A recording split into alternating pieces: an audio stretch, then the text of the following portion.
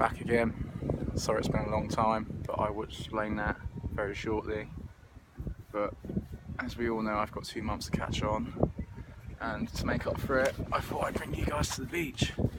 So, as you notice, because I'm on the beach, I'm not wearing a beer t-shirt. It's actually in my bag, but it's really hot today. But to make up for it, tengo una estrella muy bien. Let's go. Alright, so I've walked up this beach for about half an hour now, and I've gradually noticed that the further up the beach you get, the more nudist it gets. So there might be some nudity in this, I do not know yet. I won't obviously point the camera at someone naked because that won't go down well, but we'll go anyway. So the reason why I haven't filmed in a while is because 2 days after I did my January film, my phone got stolen at the beach. Well, not at the beach, we were clubbing, but we were on the beach when it happened. So yeah, that was a massive pain in the arse, and it's continuing to be a pain in the arse. The only reason I have a phone now is because a lovely friend at home allowed me to borrow her old phone. Thanks again, Lydia. Everyone's looking at me like I'm an absolute bellend, but maybe they're not wrong. But yeah, so that night when my phone got stolen, something was quite interesting. There's a guy on the beach who always sells us beers illegally, and his name's Ari.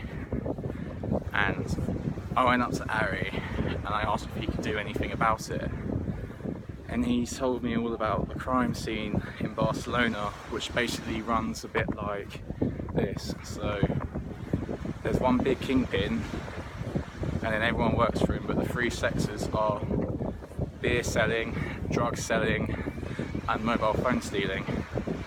So what Ari managed to do was he managed to actually had the phone number, big step, of the guy who actually stole my phone.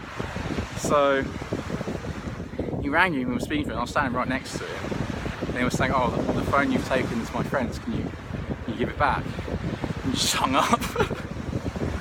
So that happened, and obviously not ideal. And so yeah, for the whole of March I didn't have a phone. I didn't get this phone until I went back to England at the end of March. Apart from that, February was alright. Six Nations was on, but obviously that proved rather disastrous, and I wasn't allowed to forget that we lost to France from my French flatmate, so that was fun. What else happened? Oh yeah, so the insurance company are absolute arseholes. They're just as bad as happy people. And so I contacted them 2 days after. I went to the police, filed a report, gave them all the documentation that they could ever need. And then after 2 weeks, they came back to me saying I hadn't provided enough evidence of where I was or what I'd been doing. So later on in the month, I sent them my university acceptance letter, my arrival form, and my enrolment to the second semester with all the subjects I was studying, and I am yet still to get a response.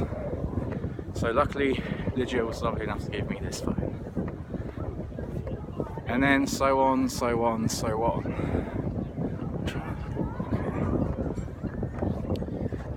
And then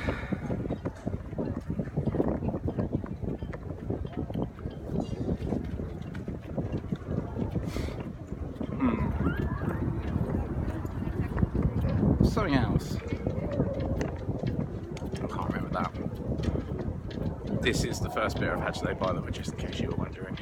It's a lovely day. Although it is illegal, so... Is it illegal? I think it's illegal. So I've got to keep my wits about me, but people are drinking everywhere, so why should they pick me? But at the end of February, I did a nice little bit of travelling. So the way it went down was Alberto, my Italian flatmate, which I'm pretty sure I've shown you and you've met before, part of his Erasmus course is that he spends 6 months, not 6 months, but the first semester studying, and the second semester he has to work. So when he got a job the job he got was quite far away from where we were living, and it wasn't very accessible by train. So we went to Torino, where he lives, to go get his car. So we flew out to Torino, and then on a Friday, and then we drove back on the Monday all the way from Turin to Barcelona, and that was a really fun weekend. So on the Friday we arrived to Turin, we go to Alberto's student house where he stayed last year, and then we go out on this really cool night. So what it was unlimited wine and food until 11 o'clock, and then it was just an open bar after they moved all the tables away. And all of his mates were so funny. Like, their English was actually, I wouldn't want to say surprisingly good, but it was surprisingly good. Some of them better than others, obviously. We had a really good time, they were so funny. And then the next day, we went to Alberto's real home, which is up in the mountains, which is 60 kilometers away from Turin. But because he's so high up in the mountains and the land's so flat, you can see Turin from his house. He's got a beautiful house on a mountain, and it was snowy as well. And on that Saturday we were supposed to go home on the Sunday, but then the idea of skiing got brought up, and I hadn't been skiing for 5 years, and there was only one day to miss. So I was like, oh man, I haven't been skiing for a while, let's go. And it was me, Alberto, Eva the French girl, and Ole the crazy Dutch geezer. So we all went skiing on the Sunday, and the weather was absolutely horrendous. I could not see a thing. It was a complete blizzard.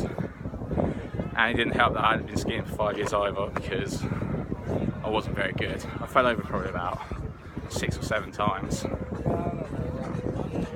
And so yeah, and then so when we drove back, me being me, I slept half of it. The best thing about it was I kept on sleeping and waking up in different intervals. So I'd fall asleep and it'd be snowing, and I'd wake up and it would be like gorgeous sunshine, no snow anywhere. Fall back asleep again, and then there's just more snow. It was fucking bonkers weather that day. Obviously driving through south of France and northern Italy, and eventually I stayed up and did some work. So that was all very nice. And yeah, all good in the hood. Still going to the gym at that point and now, not that you'd notice. And then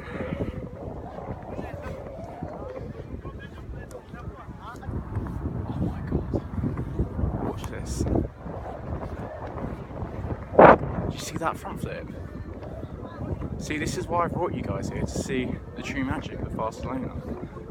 And we're at the nudist bit now, so that's also, I don't know, depending on who's watching.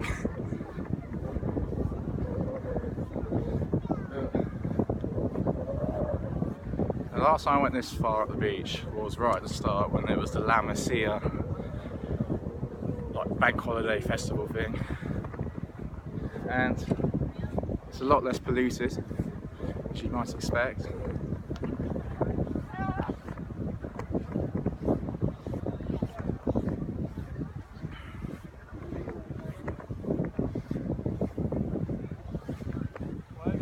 This is the first day it's actually been like proper nice weather. So that's why I've walked to the beach, to show you the beauty. This is Barcelona. I know the wind's probably quite bad on this recording, and I apologise for that, but I can't control the weather, because if I could it would be like this every day. Anyway, I think that's enough for February. I mean, I can't really remember a lot of it because it was so long ago.